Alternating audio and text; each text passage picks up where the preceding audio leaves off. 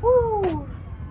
I'm only halfway done with this video, and I thought I should just stop and just reshoot the intro because, boy, this has been quite the project. Going into this video, I thought it was going to be quick and easy.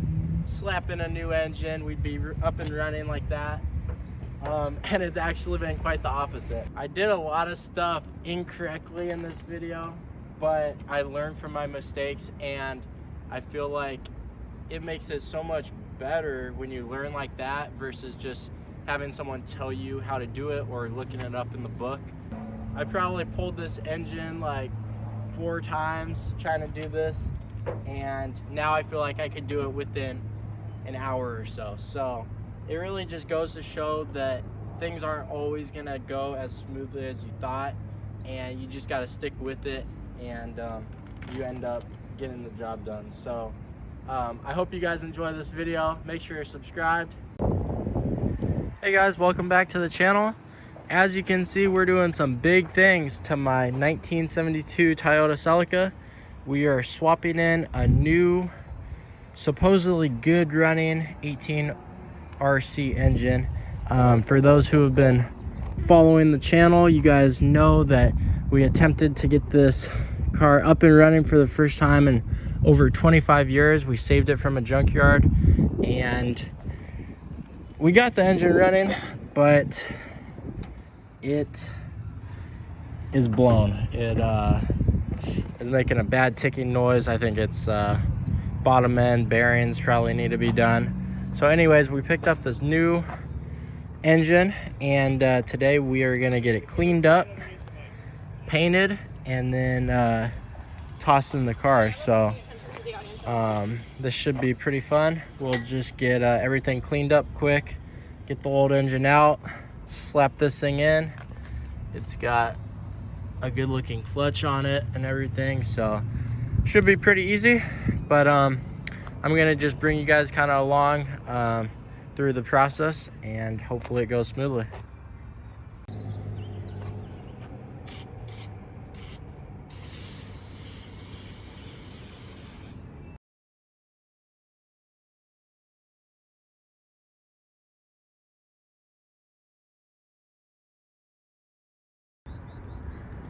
Finally, after probably 3 hours, we got the old engine out and we're ready to put the new one in. But before we do that, I'd like to clean up this engine bay a little bit. As you can see, there's just piles of grease and dirt down there.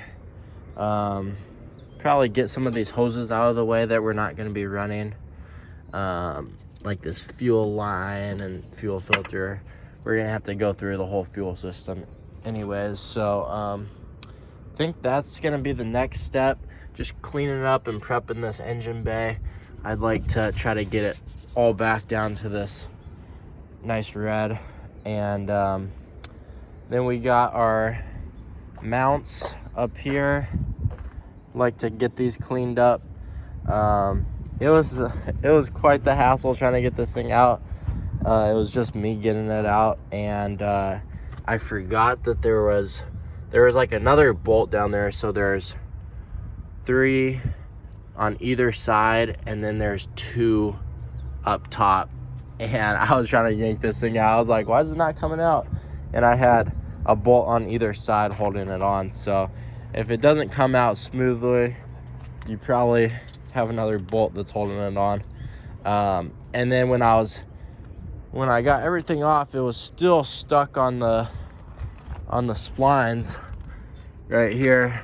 And what I found was the easiest way to get it out was moving this part of the crane back towards the front of the engine.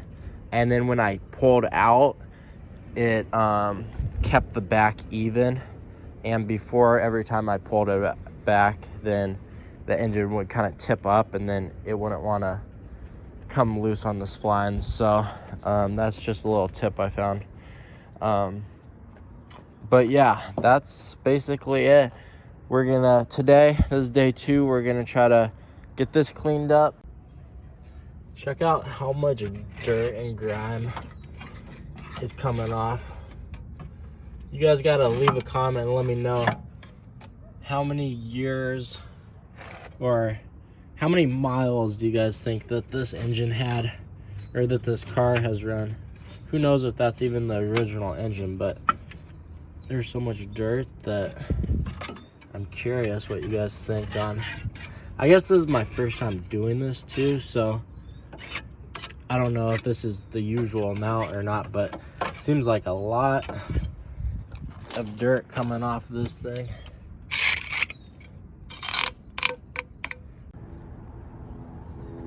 So we cleaned up this entire engine bay, spent hours scrubbing off this black stuff. I got most of it off, but as you can see, it's a lot more cleaner. Painted with some rust reform on some of this rust. It's not bad. The battery tray has a little bit of rust, but usually it's all the way through, which it's not here. We cleaned up all the grease on this pillar right here and painted that. So honestly, this engine compartment looks a lot better. We got rid of some of the hoses and wiring. But yeah, we also got the new clutch master cylinder in place. That wasn't too difficult, and it's run over to our new slave cylinder. So I got everything all prepped and ready to go. Yeah, but it was a lot of work to get this all cleaned up. I thought about cleaning out all of that in there, but it's who knows if the transmission's even good. With my luck, we'll probably have to pull the transmission out right after we get the engine back in. But so I'm just not even gonna clean that out right now. But yeah, it's been a lot of work cleaning, a lot of elbow grease, and but I think it's gonna turn out good once we get this engine back in. We're gonna have a nice clean engine bay and a nice clean engine, and it will be well worth it. Here's a look at the old throwout bearing. I noticed that when I spin it, it does make some noise, so I thought it'd be a good idea to get it replaced while we have it out. Here's the new one. It makes zero noise and feels really smooth. This is a press fit bearing, so we're gonna take this over to my friend's who has a press and get this other one pressed on, and then we'll be able to toss it back on the car.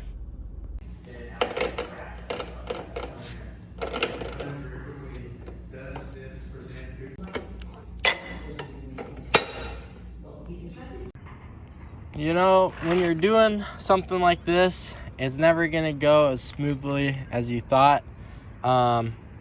We got another setback. I was examining the clutch arm and I noticed that the little retaining clip right there is actually broken. Luckily, I got Jake Langer in town. He's a local Celica enthusiast. He's got about 4 or 5 Celicas perfectly restored and lots of parts. So I hit him up, told him what I needed, and sure enough, he had it. So this is a replacement arm, and as you can see, it has its clips on it, and so that one's good to go. So what we're gonna do is clean this up, get it all greased up, and then get it on. You can see how this goes. Basically, it slips in there like this, and then this kind of acts as a C-clip, and it goes right around that ball right there. And what happens is people yank on it and stuff, and then it breaks the clip off. So this goes in there just like that, and then you kind of push it back and it snaps into place. So hopefully that helps someone when they're removing it. You got to push it in and get it undone, and so it doesn't break off. But yeah, shout out to Jake for selling me this. You can find him on the Celica group Facebook page. If you guys need any parts, I'm sure he would be willing to help out. So anyways, I'm gonna get everything greased up, and then we will start putting the engine back in. Here's a quick little shot of how these little clips go in. The curved part goes up top and the straight part just goes in like that, and it kind of is able to pivot on the arm. So there we go. We got that all greased up and ready to put back in.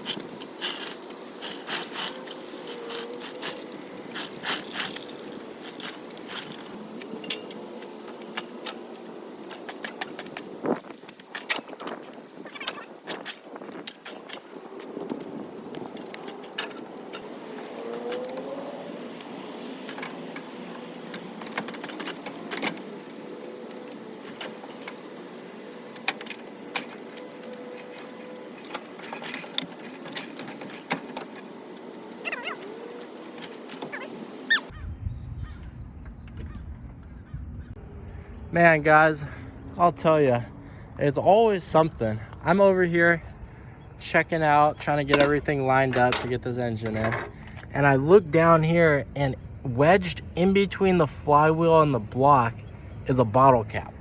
Like, you can't even make this shit up. Like, I swear that it's always something. I can't show you guys, but now I gotta try to wedge something in here and knock the bottle cap out. I'm glad I saw this now, because it'd be flopping around. And good old Samuel Adams. Whew, that would have been rattling around in there.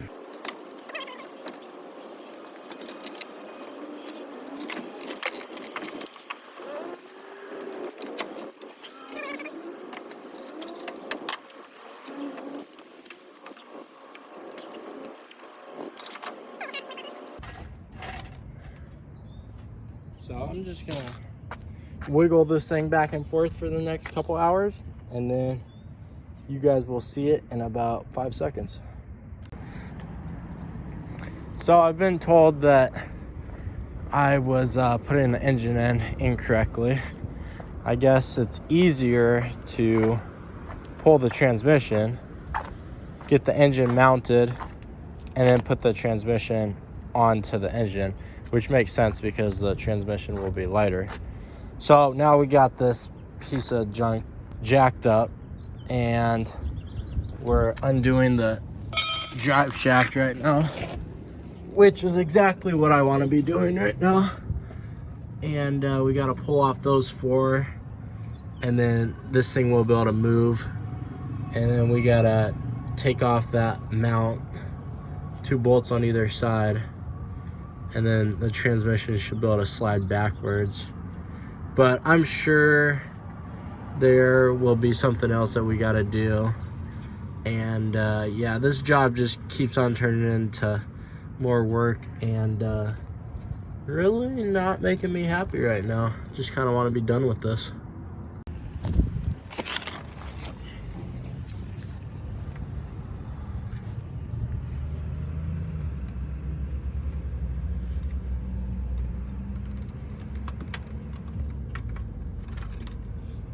Whoa.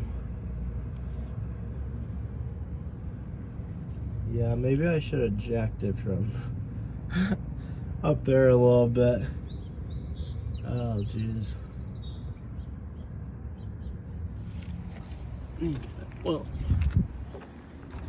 fuck it. Now the transmission's down. It's a little bit off-centered, but we're gonna just try to get that pulled back, get the engine bolted in, swing that back around. Okay, this whole project has just gotten out of control. We got the transmission out. To do that, you got to disconnect this thingy. And then I originally just pulled out this whole cross member, and it was attached to the transmission. And then, of course, it was in the way of the exhaust and getting caught on everything. So I just said, screw it. I pulled the whole thing out, and I just removed that cross member from the transmission. So now my plan is to get it on the jack. I don't want to pull that little short thing off because then a bunch of oil is going to drip out of there. And I don't want another oil spill. So I'm sure this is going to be a pain, especially because we're on a slanted road. And yeah, and things just never go smoothly. So basically, I'm going to try to do this. It's probably going to take me a couple hours. And I honestly don't know if this is the easier way to do it. Probably would help if you had another person.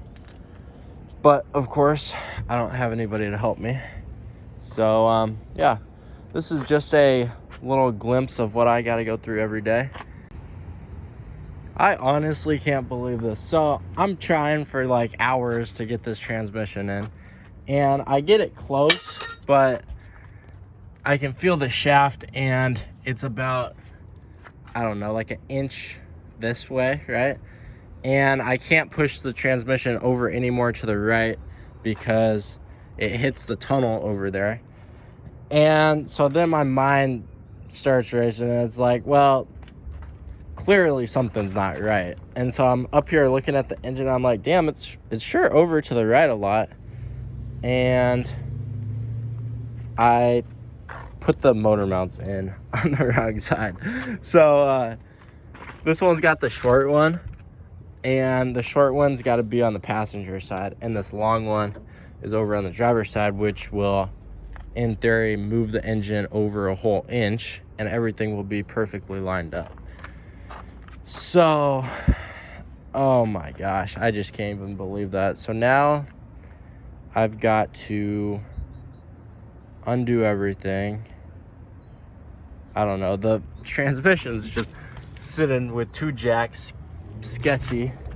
That's super sketchy. And I guess what I'm gonna do is pull the engine. I got the exhaust bolted up, which was a pain in the butt, probably because it was meant to be over a bit. So basically everything I've done so far has just been screwed up, but we're gonna get this right, and then we should be good to go. So yeah, this has been a memorable first engine swap, that's for sure, because it just seems to get worse and worse. But I think we're on the right track now, and we should be able to get this thing turned around. Okay, I finally figured out the problem, I think. As you can see, we got two engines and two transmissions now. I just picked up this 5-speed W50 transmission. I was thinking that possibly like we bent the shaft or something, and that's why we couldn't get them aligned.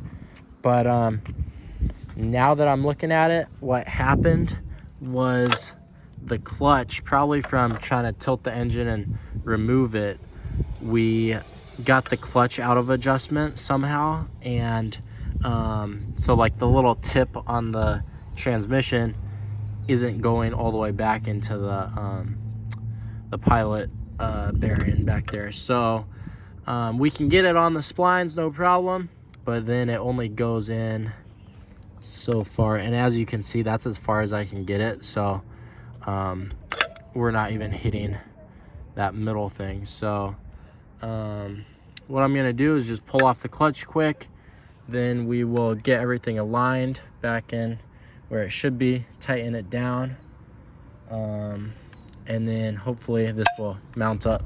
But we upgraded, got a 5-speed. That will be a lot better, especially for nowadays. Everybody's going faster, so we'll be able to keep up with traffic.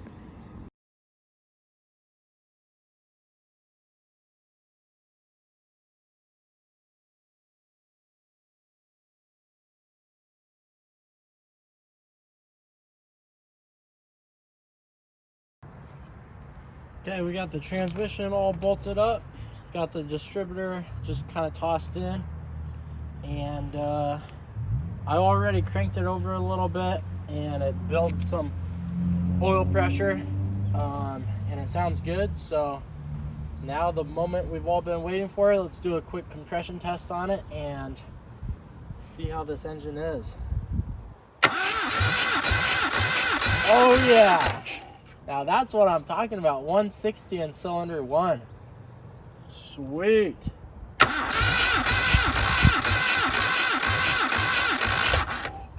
Actually more like 175. So supposedly this thing got rebuilt at one point, and so far that seems to be true. Cylinder number 2.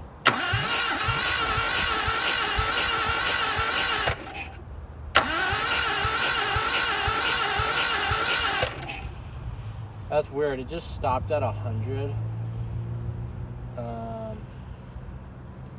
But I think my battery's kind of going dead. Let's try that again.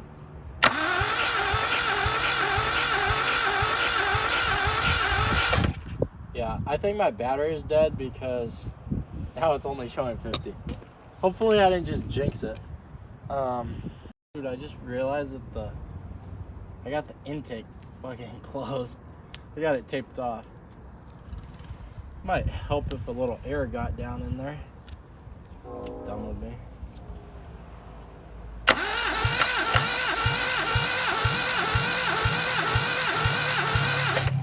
So that one shows 125.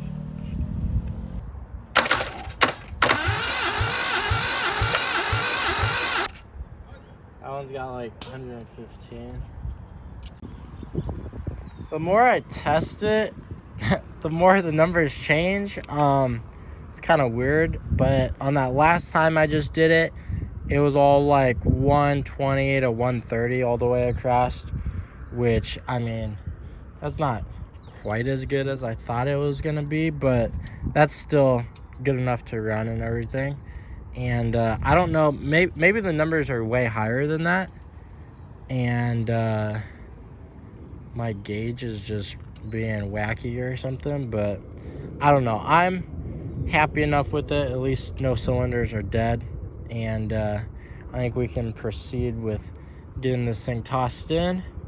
So I think tomorrow I'm gonna get this tossed in, and then I gotta order a Weber 3236, and then we'll be able to do that conversion, and then hopefully we'll be running and driving after that. Fire this thing up, got the 5-speed all hooked up. Took a lot of work to get this thing cleaned up, but that looks pretty nice.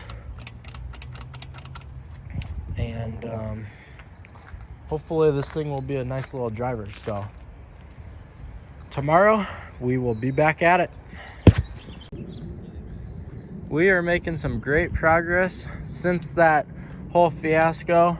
Everything has been going smoothly since. We got the engine dropped in, motor mounts are in place and tightened down, and now we're just doing the transmission. But I just wanted to make a note on switching to the W50 5-speed transmission from a 4-speed. Everything bolts up except for the transmission crossmember changes. So you have these little bushings on the end. It kind of sandwiches it, and then you put these little pins through the holes. And then for this, what someone did was actually they customized the original 4-speed mount. And to do that, you have to notch this, add this little extension right here, and then it's got a different bolt-on plate on the bottom. So you got to enlarge this hole also to let the little bushing thing go through there, and then those 4 just go on the bottom of the transmission. So it's a different mount. I just thought I'd do some quick measurements for you guys. So it's about a little over 4 inches right there. By that, the hole's got to be about 1.5 inches. and then you got these 4 holes which you can kind of just line up based off of your transmission. And then you gotta notch this about 5.5 inches, and that's about 3 inches back, and you just tack weld that on right there and should be good to go. So I'm gonna get this slapped in quick, and then this whole thing should be done, I think. Just get the transmission bolted all on, get the drive shaft in, and then we'll be good to go. So hopefully this will all line up perfectly, and we'll be good to go.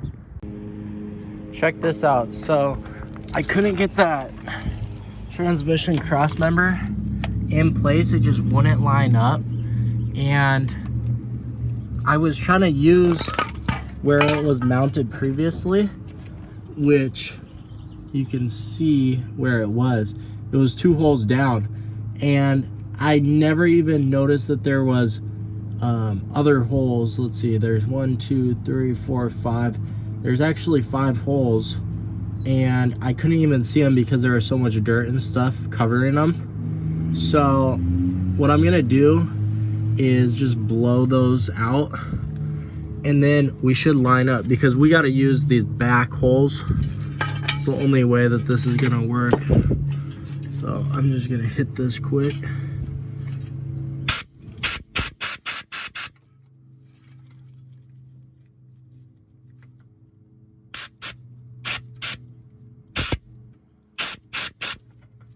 Clean those holes out, and we should be good to go.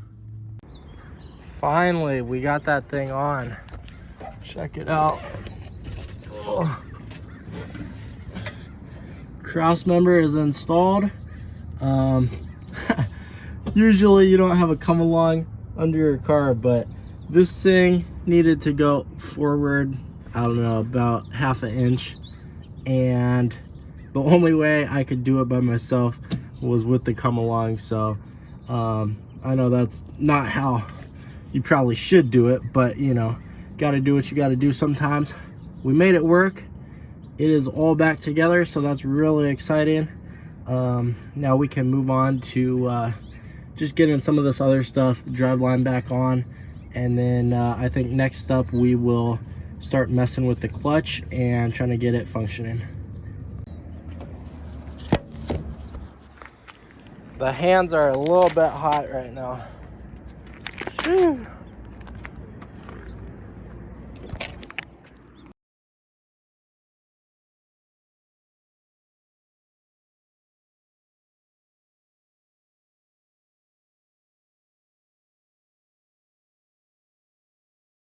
Get the slave cylinder put back on.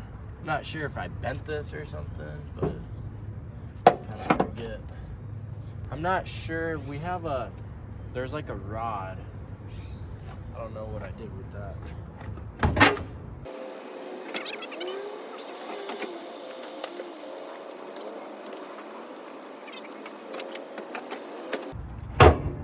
Okay, well, let me find that and then we'll keep it going.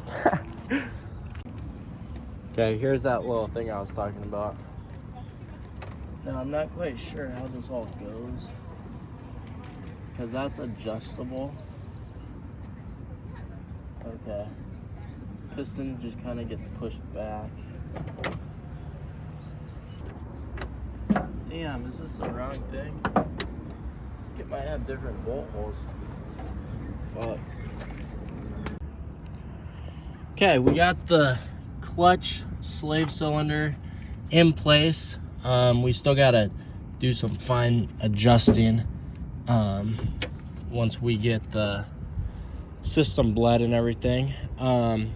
But this is the same slave cylinder that was on the car. But when we switch to the W50 transmission, it's actually got different mounting holes. So I was only able to get one of the bolts on, and I mean, it doesn't seem like it's going anywhere. We'll see once we put pressure to it. But yeah, either there must be some other master cylinder that, or I mean, not master cylinder, there must be some other slave cylinder that is meant for that transmission, and I'm not sure what that is, but we're gonna see if we can just make this work for right now, and let's get the system bled and see what happens. So there's an adjustment down on the slave, and then there's also an adjustment for the clutch master. Start pumping the pedal and see if we can get some fluid down there, and then we'll mess with the fine tuning. I think what I'm gonna try to do is just use my little vacuum bleeder and just hook this on.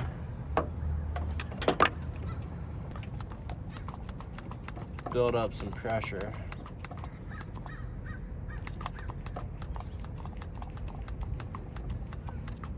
There it goes. I saw it start to drop from the master up there. So we'll just keep on doing that until we get fluid down here to the slave, and then we'll build a... Oh, we already got fluid. So I was doing the clutch, but can't really get to the clutch pedal because the stupid door somehow got buckled. And see how it's running into the fender? So I can't even open the driver's side door. So now I'm pulling off this fender. It needs some work, obviously, and I don't know how that, before I could open up the door, so I don't know why that suddenly started to happen. I think it must have been when I was jacking up the car. I was on like the frame rail, but for some reason it must have bent the fender or something. I have no clue. So I am zipping off these top ones. There's a couple on the inside, and then hopefully we'll get this thing pulled. Okay, there is actually none on the inside. Don't go pulling off that inside thing. There's just one more down here on the bottom. Now, this thing should come off.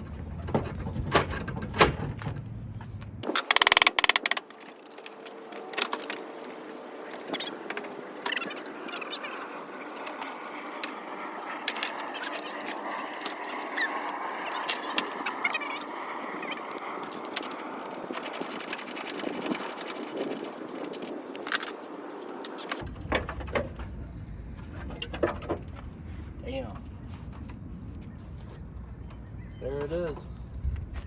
No rust, just a little dirt.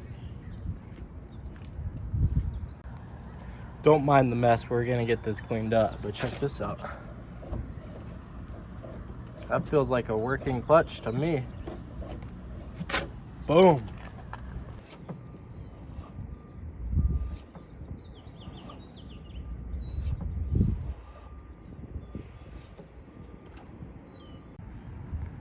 We're just knocking things off the list. Got the clutch working. I'll probably get this fender put back on. But as you guys can see, this thing is completely rust free. It's got just a teensy bit of surface rust, but like I said, this thing is a desert car and it's just got a bunch of dirt and dust on it. Usually like this would all be rotted out, and look how solid all of that is. It's kind of neat to see how they put this whole thing together. See, I was taking this thing apart. I had no clue what I was doing, but you don't have to do that. But as you can see, all of the seals are just completely hardened and shot on this. But it is rust free, which is really good because a lot of these are completely gone. So probably try to kind of unbend that fender a little bit. I'm not sure what the problem is with that. And probably just wire brush this quick, knock off some of the rust, hit it with a little paint, and put it back together.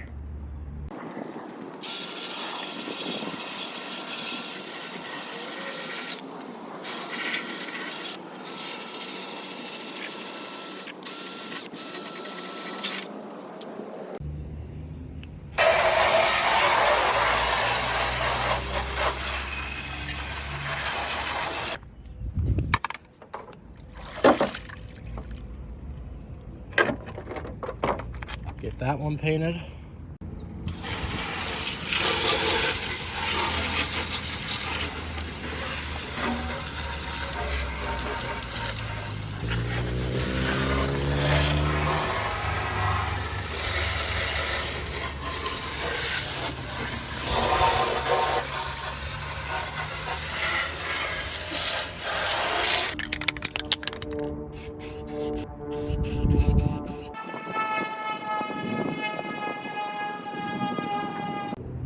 I'm just using some automotive primer. This is just like what I had in the closet.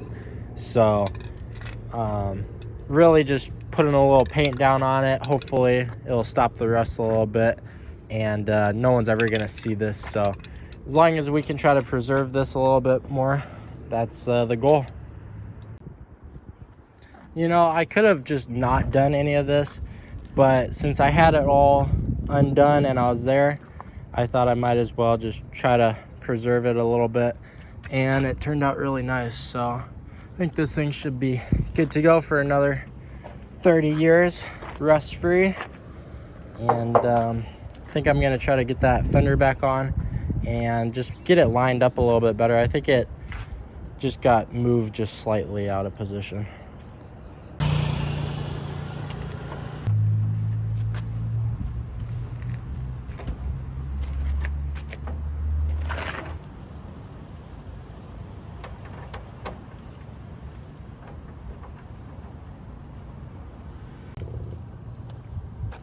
Just got that popped on.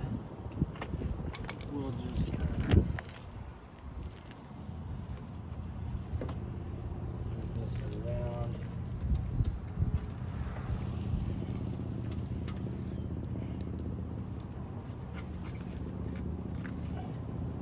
Like new.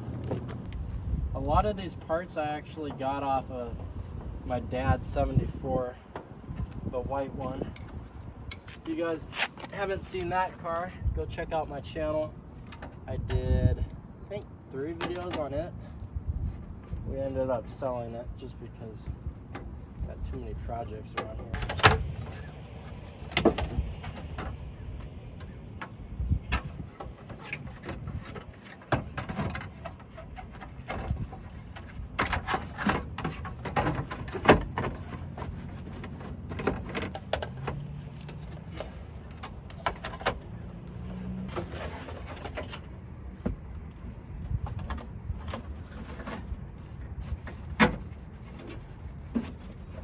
Check out this dash. So this was the original dash that came out of this car, and it was super dirty, and so I took all the gauges apart, cleaned them. I still need to fix some of the cracks, but for right now I'm just gonna set it back in so we can see what it looks like.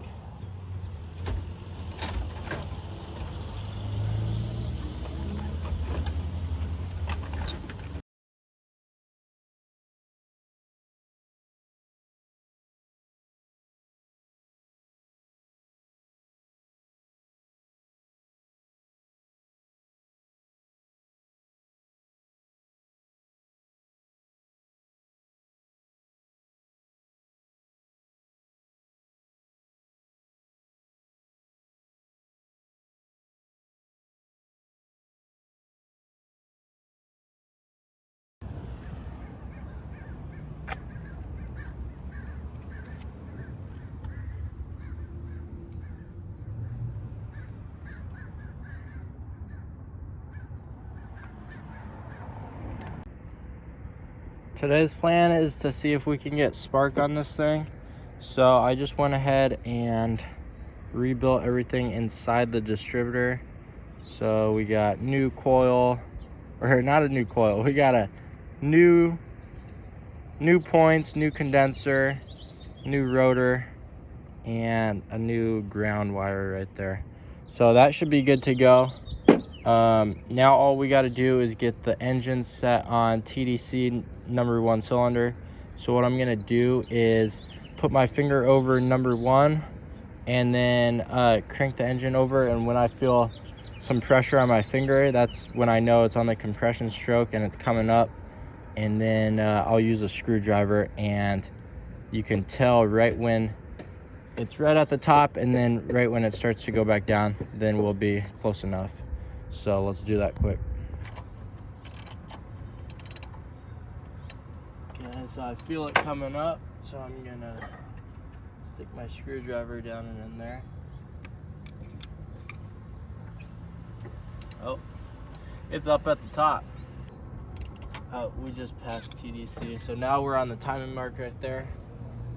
So I'm gonna go ahead and drop our distributor in, and you want to make sure it's pointing at number 1 because that's what we're setting it to. So just to confirm that, stick our cap on. Number 1 is pointing right there, so you want to shift the rotor to right there, and then we're just going to drop this down and in there.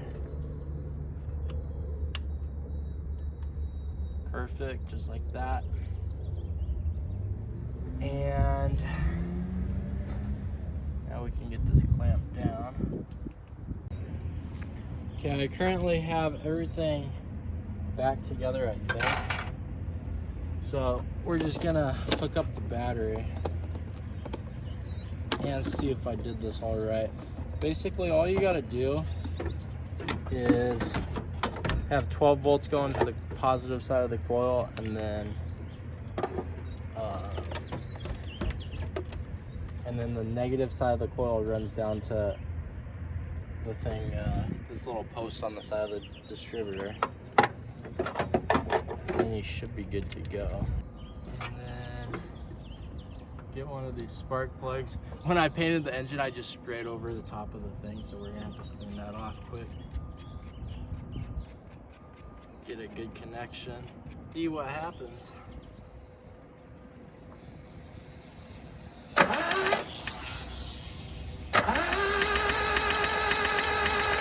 Yep, we got spark. Okay, I got this fender off. This one has a dent right here. It's a pretty shallow dent, but you can see it right there. So what I'm gonna do is just flip it over and just give it some wax with that rubber mallet. See if we can knock that out. Since it's so shallow, I think it should be pretty easy, but we'll see.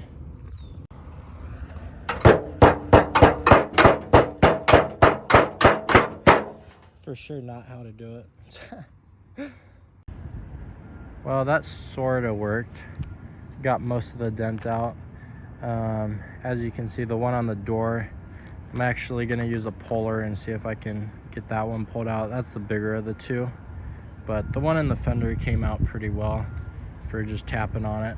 Obviously it needs some more work, but I don't really have the correct tools to do it. Here's a look at the water pump housing. This is where your water pump goes, and this part goes to the block. And my new thing is making my own gaskets. So I just buy some gasket paper from the auto parts store, and then I just line it up like this, and then all you got to do is start tapping around it, and then you will see an outline of the sharp edges, and then you just cut that out. That's what it looks like after you tap it. And now I'm just gonna take some scissors and just cut that out. Check it out, we got the new master cylinder. I'm gonna go into some detail on that in a second. Just gonna clean up this brake booster surface quick. I don't know if that needs a gasket or not. If you want to get an original one, it's like $140 or something. It's crazy, and they're coming from Japan, so shipping takes a long time. But check out this. So this is from, I forget what it's off of. I think it's like a 83 Corolla or something, but here's the part number, and I got it from Rock Auto, and it supposedly works. So the early Celicas have a 2-bolt master cylinder. The later ones have a 4-bolt. So we're just gonna slide this on. Seems to line up just perfectly.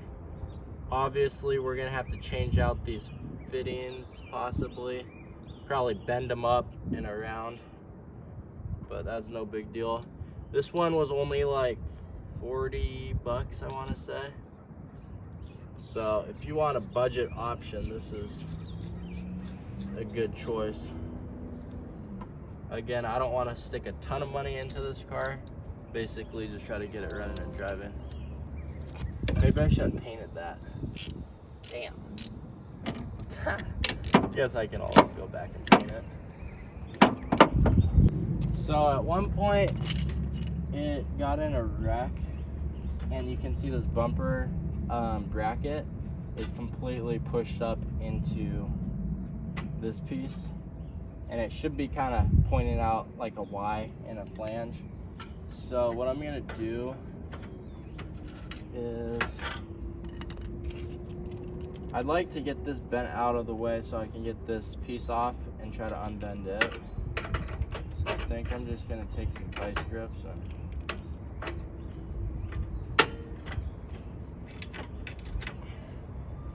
probably just gonna have to get a new one of these.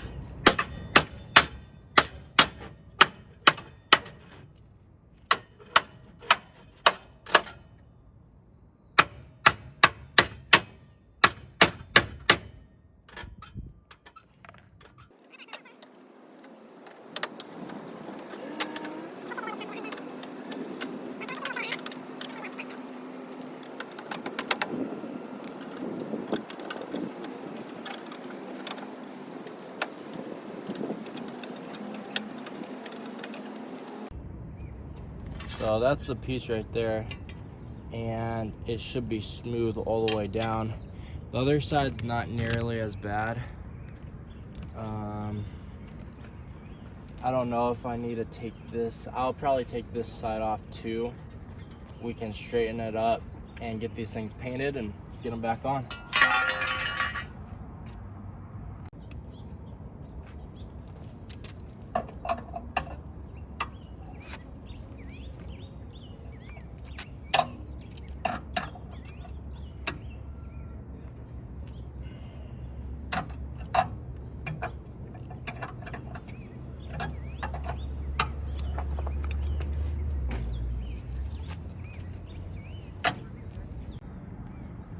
I mean, it's not perfect, but they look a lot better than they did. Unfortunately, I don't have a vise, and I was using a little 2x4 on the cement down here with just a regular old hammer, and the 2x4 was rotted, so every time I hit it, the metal would just like go into the wood. So if I had the correct tools, we could probably make this look a lot nicer, but we did get it mostly unbent. This one turned out pretty well. You're not really gonna notice this too much once everything's back together. Again, we're just trying to get this thing a little bit nicer and clean it up some. So I think I might get some of the other pieces out. We have like a bottom fairing down there that's all bent up, and let's try to straighten that one out. Here's the other pieces. So this one's all dented up. I forget where that piece goes. It goes on the bottom somewhere. This one's not too bad, but it is all crooked, as you can see.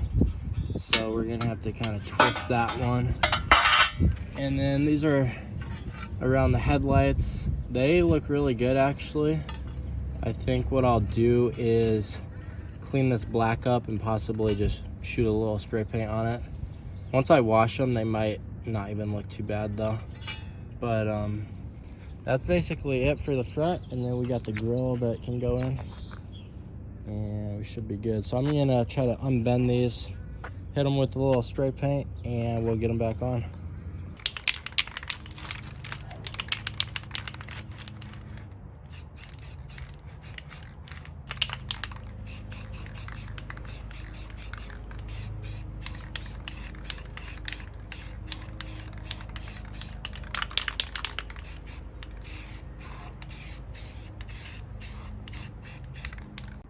Might as well get this painted too, I guess.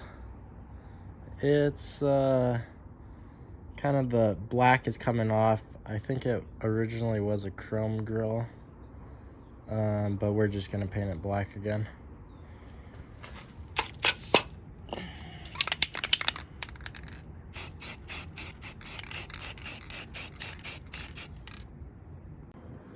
Okay, I just kind of mocked everything up. This is an extreme mock-up. Everything is just kind of floating, but doesn't look too bad. Obviously, it doesn't look perfect, but this actually straightened up really well. Other pieces sort of did. They all got to get lined up, but I don't think it looks too bad. Like once the hood's back on and we get this front thingy back on, still got to get the bumper on. The bumper is a huge part to make that all get tucked in. Doesn't look too bad. Maybe I'll go get the bumper actually, just set it there, see what it looks like. You know what they call these bumpers? They call them smiley bumpers. I'd call that a frowny bumper, because it doesn't look too smiley. It's a little bit bent. But I did clean it up. It used to be painted black and I stripped it and got it back to chrome. But that doesn't look too good. I just have it sitting on there, but obviously the mount's got to be straightened, and then we'll be able to get that sitting a little bit better. But if we can kind of pop it out, the middle is pushed in, I think. But I mean, it doesn't look that bad. It's starting to look more like a Celica. I'd like to get the whole front end put back together, but we got to get this thing up and running first, get the water pump done, stuff like that. So that's kind of all I did today. Just doing some stuff while we wait for the carburetor to show up, and then we'll be back onto the engine. See that big dent right there in the door? That thing has always bothered me, and today I think we're gonna try to knock that out. So it's a pretty shallow dent, but it is really big. You could probably get to that from the inside if I took the door panel off, but I don't really feel like doing that. So what we're gonna do is take my Dremel and get down to metal in a couple areas, and then I have a stud welder that I'm gonna pull out the dent with, hopefully. So stay tuned and let's try to get this done.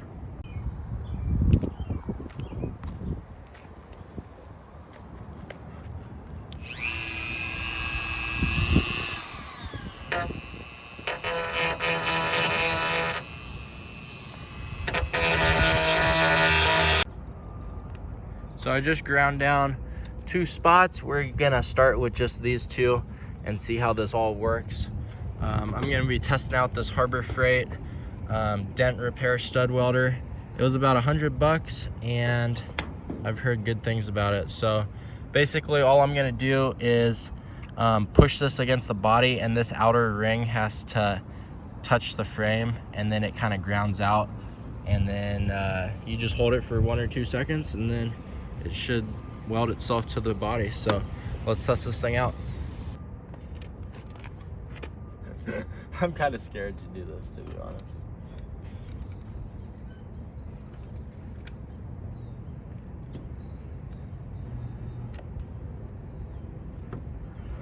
Boom, just like that. Put it on there. Lock that down. I don't really like this little locking system. Kind of seems cheap. Oh, fucking, I just broke it off. Okay, well, I'm gonna need some practice at this because obviously I don't really know what I'm doing. Oh, shoot. We got... Hopefully the inside of the car doesn't catch on fire.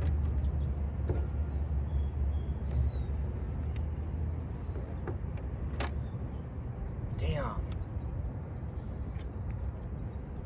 Why is this shit not working? Oh boy. This stupid end thing is so screwed up. Like, what the heck?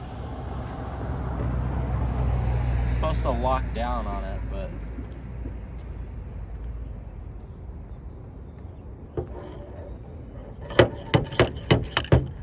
God damn. So far, I give this product like a 1 out of 10. Maybe I'm just not doing it right, but Sure doesn't seem to be working. Screw it, I'm just gonna take some vice grips and just try to yank this thing off.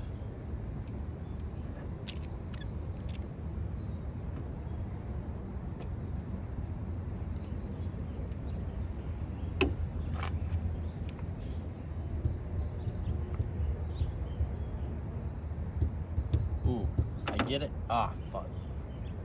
Got it to move, but it's... Shit. Maybe if we get it in that middle one. It's wanting to go back in, so... Oh, but... Aha! Boom! Got it. Okay. We got that middle part of the dent out. Now we can probably get this one pulled out, and we'll have to do one more right there, I think. No travel, no meeting type of things. Yeah. You know, no offsites. Because what I told Kitty, I was like, hey, my priority.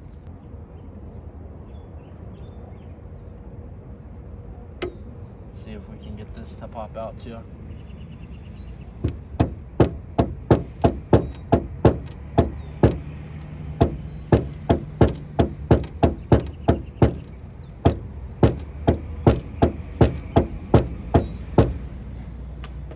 Boom. Ah.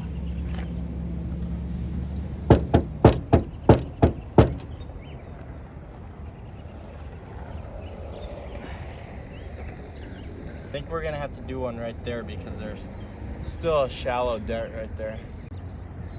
Well, we had to do a couple more than I thought we would, which kind of sucks, but I don't know. We got most of the dent out. It's not perfect, but seems to be pretty straight. There's maybe a shallow dent there, shallow one right there.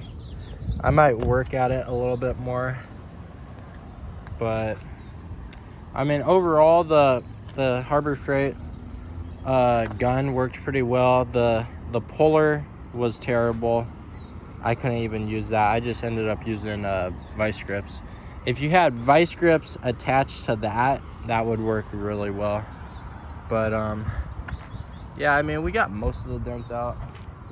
I don't know if that's good enough or if we made it worse by having to stud weld all those things on, but I'm not quite sure what I'm gonna do. Probably just pop those little things off, and then I don't know if I'm gonna paint it or might just let it rust, add some patina to this thing. But yeah, hopefully that was a good little review for someone who's interested in buying one of those stud welders. Okay, I actually take that back what I said about this puller. It actually works really good. What you have to do is you slide it over the pin, and then you bring it back towards you, and then it grips, and then you pull backwards. I was twisting the thing the wrong way. But what happens when you do that is it pulls through, and then you get left with a hole. So I'm gonna cut off all of these and then just grind them down.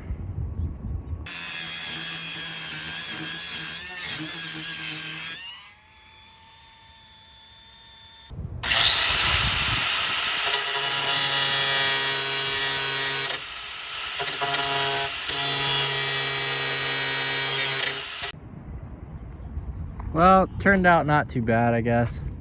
Probably better buy a little Bondo to fill up those little holes, but it was a fun experience. I honestly don't really care about this car, so like, this is all just a learning experience.